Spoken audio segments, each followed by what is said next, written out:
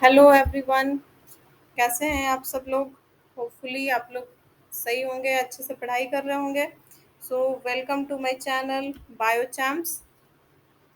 तो जिन्होंने शेयर नहीं किया, सब्सक्राइब नहीं किया होगा, प्लीज़ सब्सक्राइब कर लीजिएगा और शेयर करिएगा अपने फ्रेंड्स के साथ। सो आज हम लोग क्या पढ़ेंगे, आज हम लोग रैस सिस्टम पढ़ेंगे। ठीक है, what is RAAS system, renin angiotensin aldosterone system. तो हम आज पढ़ेंगे बेसिकली जो है एल्डोस्टेरोन कैसे रेगुलेट करता है हमारी बॉडी में वाटर मिनरल्स रेगुलेशन, क्योंकि ये मिनरलोकॉर्टिकॉइड है। तो ये कैसे मिनरल्स का रेगुलेशन करता है और रेनिन का क्या रोल है यहाँ पर और एंजियोटेंसिन का रोल क्या है। ठीक है, आज इसको हम इसे बेसिक से बिल्कुल डेप्थ में पढ़ेंगे और सारे कॉन्सेप्ट को क्लियर करेंगे। ठीक है, जिन्होंने पढ़ रखा होगा वो भी इस वीडियो को देखेगा, जिन्होंने नहीं पढ़ा होगा उनके लिए तो बहुत ही इंपॉर्टेंट है, और जिन्होंने पढ़ रखा होगा वो उनके भी और कॉन्सेप्ट्स जो बाकी होंगे वो भी क्लियर हो जाएंगे। तो आप ये देखिए, हम लोग टॉपिक पे आते हैं कि व्हाट इज एल्डोस्टेरॉन। तो जो हमने पढ़ा था लास्ट क्लास में कि ये एड्रिनल ग्लैंड है। जिन्होंने हमारी लास्ट वीडियो नहीं देखा होगा वो जाकर प्रीवियस वीडियोस देखिएगा, आपके कॉन्सेप्ट जो है बेसिक वो क्लियर हो जाएंगे। तो आप ये एड्रिनल ग्लैंड है आपका, वहाँ पे आपके कॉर्टेक्स के जोना ग्लोमेरुलोसा रीजन से जो है आपके वो जोना ग्लोमेरुलोसा रीजन से आपके जो है ये मिनरलो कॉर्टिकॉइड रिलीज होता है। अब मिनरलो कॉर्टिकॉइड में सबसे इंपॉर्टेंट मिनरलो कॉर्टिकॉइड का एग्जाम्पल क्या था आपका, एल्डोस्टेरॉन था, जो कि बहुत ज़्यादा इंपॉर्टेंट है in the regulation of concentration of sodium ion and potassium ion in urine sweat and saliva and also in H2O Uptake. ठीक है, वाटर अपटेक में भी ये बहुत ज़्यादा रोल प्ले करता है और इलेक्ट्रोलाइट्स के अपटेक में, रेगुलेशन में। It increases the sodium ion uptake and in the cell and decreases potassium ion in the cell। ठीक है, ये सोडियम आयन जो है बहुत ज़्यादा लेगा और रिलीज करेगा क्या, पोटेशियम आयन को रिलीज करेगा आउट ऑफ द सेल। तो फैक्टर्स कौन कौन से हैं जिसकी वजह से जो है एल्डोस्टेरॉन आपका उसकी सिंथेसिस होती है, वो क्या फैक्टर्स हैं हमारी बॉडी में। तो हम ये देखेंगे तो आपके फैक्टर्स क्या है, high blood potassium ion, blood में पोटेशियम आयन का बहुत ज़्यादा होना, या फिर low blood sodium ion, sodium ion का ब्लड में बहुत ज़्यादा कम होना, या आपका ब्लड प्रेशर का कम होना, या ब्लड वॉल्यूम का कम होना। तो ऑब्वियस सी बात है, डिहाइड्रेशन होगी तो क्या होगा, वाटर लॉस होगा आपकी बॉडी में, फिर वहाँ पे क्या होगा, ब्लड का वॉल्यूम कम होगा उसकी वजह से, और जब ब्लड ब्लड का वॉल्यूम होगा तो आपका ब्लड का प्रेशर भी कम होगा, और उसके साथ साथ आपके मिनरल्स भी सेल को कम मिलेंगे, लाइक सोडियम आयन जो है वो भी लो हो जाएगा आपकी बॉडी में। ठीक है, तो इस केस में, या फिर मान लीजिए आप किसी का एक्सीडेंट हो गया हो, एक्सीडेंट में अगर किसी का बहुत ज़्यादा ब्लड लॉस हो रहा हो, तो उस केस में भी आपका जो है एल्डोस्टेरॉन और एंजियोटेंसिन 2 का रोल होता है बहुत ज़्यादा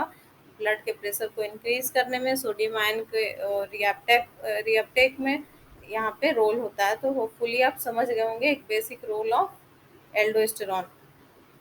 तो ये है आपका ऐसे बेसिकली जो है एंजियोटेंसिन 2 कैसे रिलीज होता है। तो ये आपका हाइपोथैलेमस है। ठीक है, हाइपोथैलेमस जो है वो वहाँ से रिलीज होता है आपका कॉर्टिकोट्रोपिन रिलीजिंग हार्मोन, और ये जो है स्टिमुलेट करता है पिट्यूटरी को।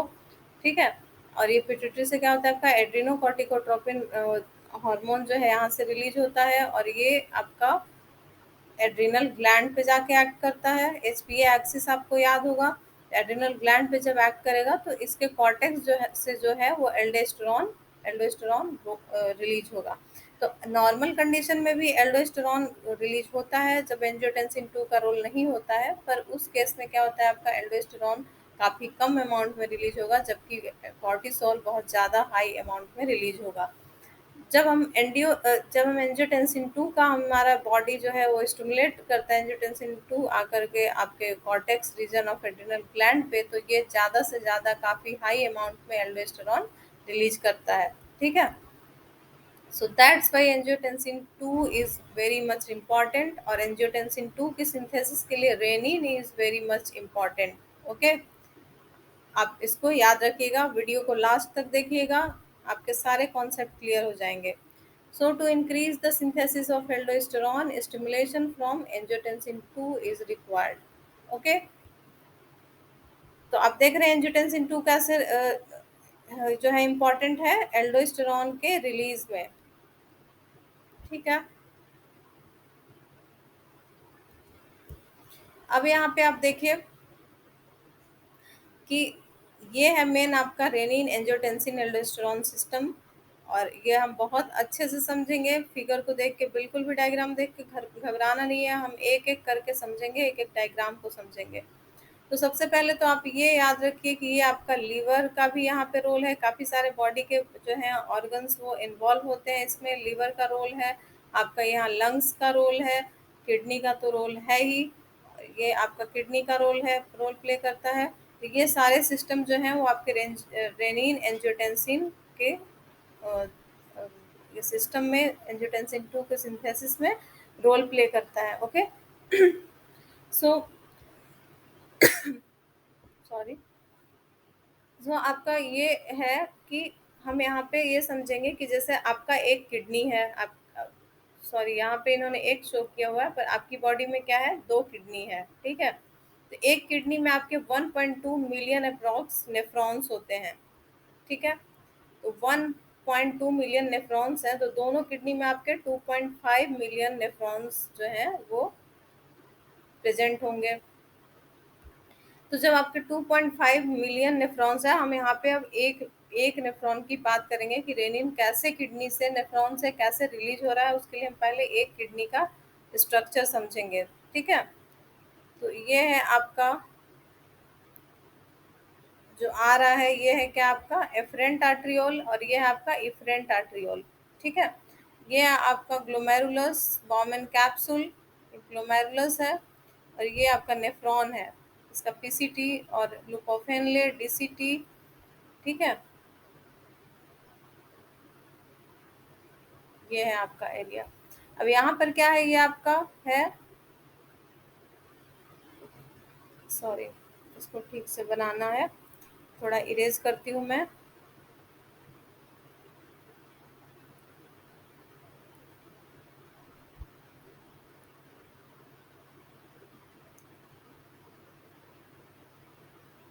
तो ये आपका जो है, हम एफरेंट आर्ट्रियोल और इफरेंट आर्ट्रियोल की जो हम बात कर रहे थे, ये आपका एफरेंट है, ये आपका इफरेंट आर्ट्रियोल है। मतलब कि आपका एक ब्लड वेसल है जो कि आपके ब्लड फिल्ट्रेशन में नेफ्रॉन से जो है लगा हुआ, ये आपका ब्लड वेसल है। तो यहाँ पर बेसिकली क्या होता है, अब यहाँ पे डिफरेंट कलर से हम सेल को बनाते हैं, फिर हम समझेंगे।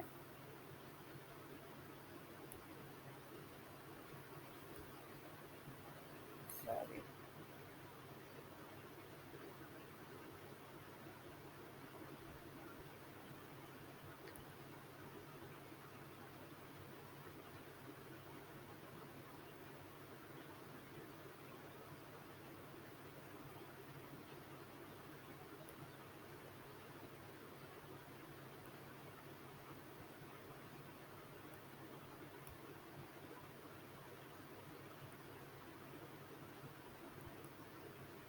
तो यहाँ पर सॉरी डिस्टरबेंस के लिए। तो यहाँ पे जो है हमने बनाया था क्या, हमने ये जो है किडनी बनाया है। ठीक है, किडनी का नेफ्रॉन है। अब इस ये जो नेफ्रॉन है आपका, ये आप जो है आपका एफरेंट आर्ट्रियोल है, और ये इफरेंट आर्ट्रियोल है। तो यहाँ पे जो है कुछ सेल होते हैं,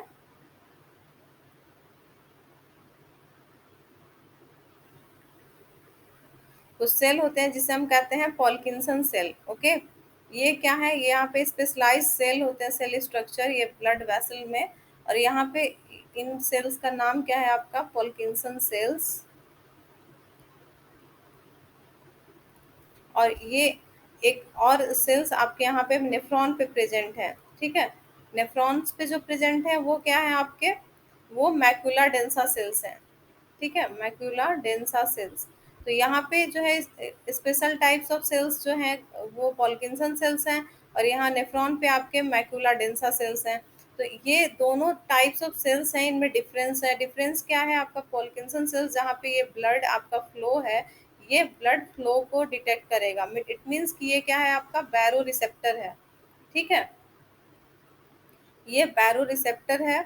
और बैरो रिसेप्टर मतलब कि ब्लड प्रेशर मेजरिंग डिवाइस है। आप कहीं पे नोट कर लीजिए, पॉल्किंसन सेल्स क्या है, बैरो रिसेप्टर है, ये ब्लड प्रेशर मेजरिंग डिवाइस है। तो आप सोच सकते हैं कि अगर एक नेफ्रॉन में एक बैरो रिसेप्टर है, एक ब्लड प्रेशर मेजरिंग डिवाइस है, तो आपके 2.5 मिलियन नेफ्रॉन्स में जो है वो 2.5 मिलियन आपके पास natural type of blood pressure measuring device है। ठीक है, अब यहाँ मैक्यूला डेंसा क्या है, तो मैक्यूला डेंसा थोड़ा अलग है। ये क्या है, आपका कीमो रिसेप्टर है। कीमो रिसेप्टर है, तो कीमो रिसेप्टर से आपको पता चल गया होगा कि ये कोई केमिकल, कोई किसी तरह के केमिकल आयन को ये डिटेक्ट कर रहा होगा। तो मैक्यूला डेंसा सेल्स जो है, आप याद रखिएगा, नेफ्रॉन्स पे हैं। और जो आपका पॉल्किंसन सेल्स हैं वो आपके जो है वो ब्लड वेसल पे है प्रेजेंट। तो ये कीमो वो ब्लड प्रेशर को डिटेक्ट कर रहा है, और ये जो है आपका कीमो रिसेप्टर वो सोडियम आयन को डिटेक्ट करेगा। ओके, तो सोडियम आयन को डिटेक्ट करेगा, जो कि यहाँ पे जो फिल्ट्रेट में आपके सोडियम आयन आ रहा है, उस सोडियम आयन को ये डिटेक्ट करेगा। तो जब ये देखेगा, ये आपका जो मैकुला डेंसा सेल है, यहाँ पे मैकुला डेंसा सेल है, और ये है आपका पॉल्किंसन सेल्स। तो ये क्या करेगा, मैकुला डेंसा सेल वो रिलीज करेगा आपका नाइट्रिक ऑक्साइड और प्रोस्टाग्लैंडिन। ठीक है, ये through nitric oxide and prostaglandin जो है ये सिग्नल देगा पॉल्किंसन सेल्स को कि टू रिलीज रेनिन। सबसे पहले तो हम ये देखेंगे कि जब पॉल्किंसन सेल्स डिटेक्ट करेंगी ऑलरेडी कि ब्लड का प्रेशर कम है, तो वो रेनिन जो है आपका रेनिन यहाँ ब्लड में रिलीज करना ये ऑलरेडी स्टार्ट कर देंगे। लेकिन जब ये आपका कीमो रिसेप्टर है, जो आपका कीमो रिसेप्टर जो मैकुला डेंसा है, जब ये डिटेक्ट करेगा कि सोडियम आयन काफ़ी कम है, तो ये यहाँ पर पॉल्किंसन सेल्स को जो है फिर से ये इंड्यूस करेंगी, सिग्नल देंगी to release more and more renin. ठीक है, तो यहाँ बहुत सारे रेड कलर में मैं बना रही हूँ, रेड कलर में पहले से कम अगर रेनिन है, तो ये due to induction of macula densa ये बहुत ज़्यादा हाई अमाउंट में रेनिन और ज़्यादा रिलीज होंगे। ठीक है, तो ये था आपका normal physiology of synthesis of renin. ठीक है, तो ये रेनिन की सिंथेसिस में ये कंप्लीट apparatus जो है, ये मैकुला डेंसा और सॉरी डायग्राम अच्छा नहीं बना है, आप अपने अच्छा डायग्राम बना लीजिएगा अपने नोट्स में। तो ये आपका जो है जो कंप्लीट सिस्टम है उसको हम क्या कहते हैं, जक्स्टा ग्लोमेरुलर apparatus कहते हैं। ठीक है, ये कंप्लीट सिस्टम को, इस कंप्लीट apparatus को। अब मैं यहाँ पे जो है डायग्राम को इरेज कर देती हूँ, जिससे आपको डायग्राम को इरेज कर देती हूँ।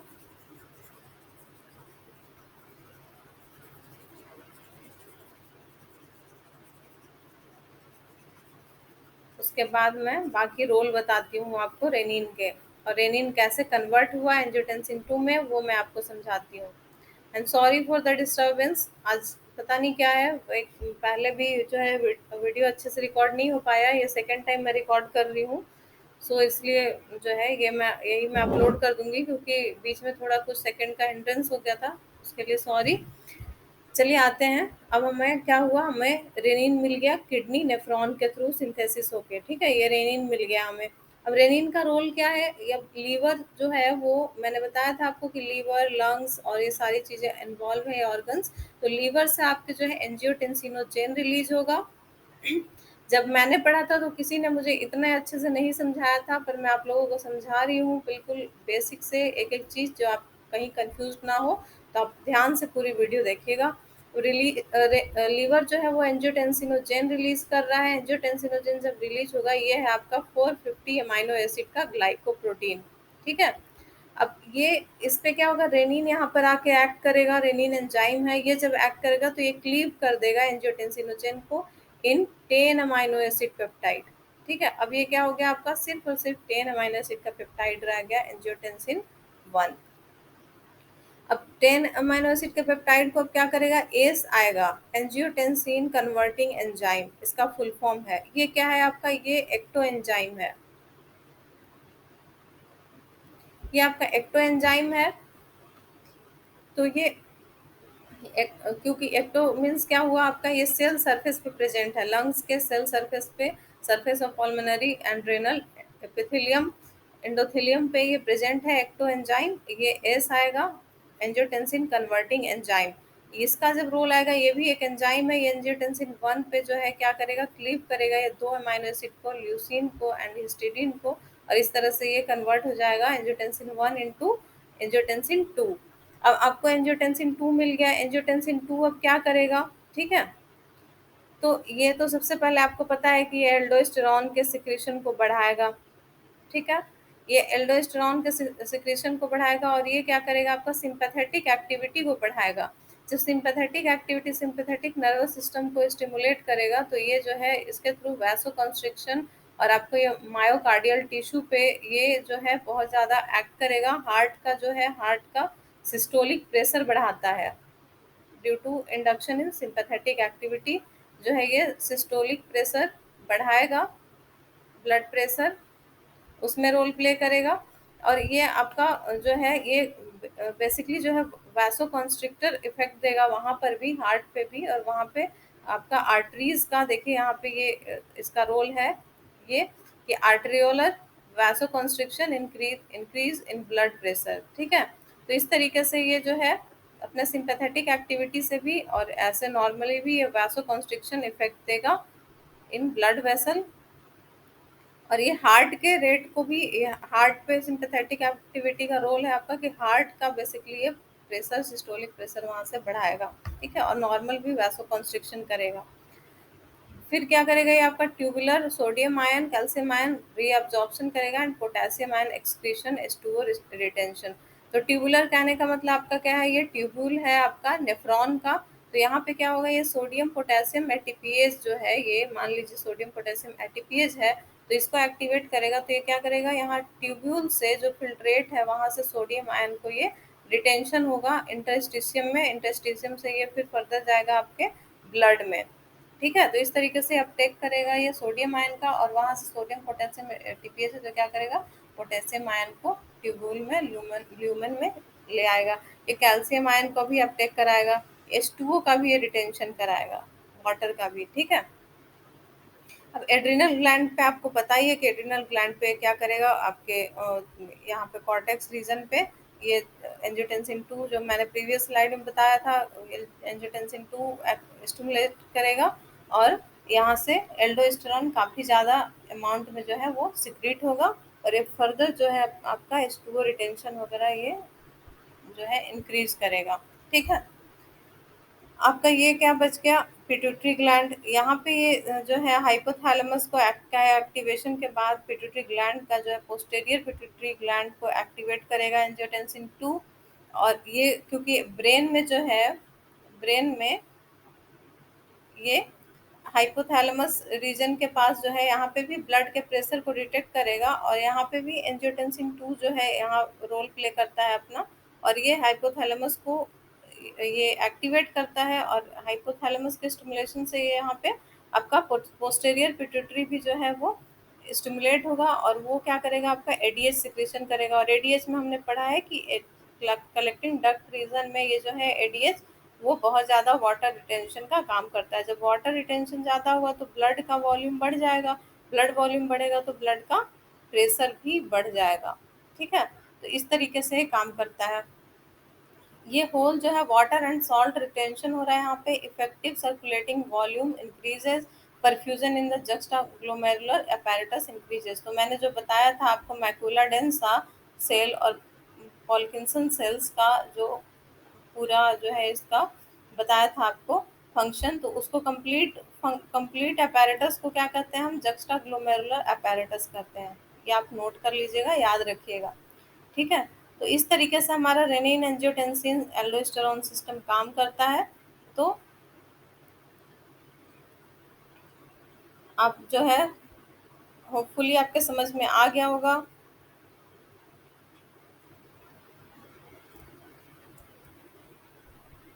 और एक और चीज़, हाँ, यहाँ पे एक और एक्स्ट्रा पॉइंट है। अब यहाँ पे जब ये सारा अच्छे से रेगुलेट हो जाएगा, ब्लड प्रेशर इंक्रीज कर जाएगा, ब्लड वॉल्यूम इंक्रीज हो जाएगा, तो फिर ये क्या करेगा, रेनिन का को के सिक्रेशन को कम करने के लिए यहाँ पे नेगेटिव फीडबैक भी देगा, सो दैट रेनिन के सिक्रेशन फर्दर जो है वो कम हो जाए।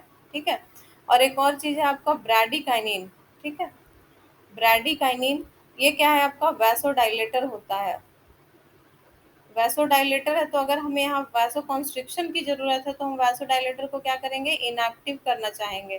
तो जब वैसोडाइलेटर को हम इनएक्टिव कर रहे हैं तो क्या होगा, एंजियोटेंसिन 2 जो है वो ब्रैडिकाइनिन को इनएक्टिव करता है, इनहिबिट करता है। ठीक है, ये याद रखिएगा। तो अगर हम एक तरफ वैसो कंस्ट्रिक्शन करा रहे हैं तो दूसरी तरफ हमारे वैसो डायलेटर को इनएक्टिव करना पड़ेगा। ओके, सो ये था आपका एंजियोटेंसिन 2 का रोल और एल्डोस्टेरॉन का रोल। तो रेनिन, एंजियोटेंसिन, एल्डोस्टेरॉन सिस्टम हमने पढ़ लिया है। होपफुली आपके समझ में आ गया होगा।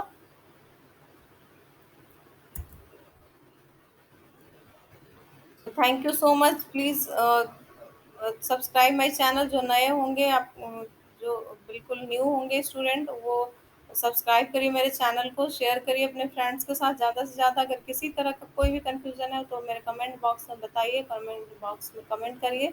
लाइक करना मत भूलिए। Don't forget to press the bell icon. Thank you so much for listening my video, watching my video. Thank you.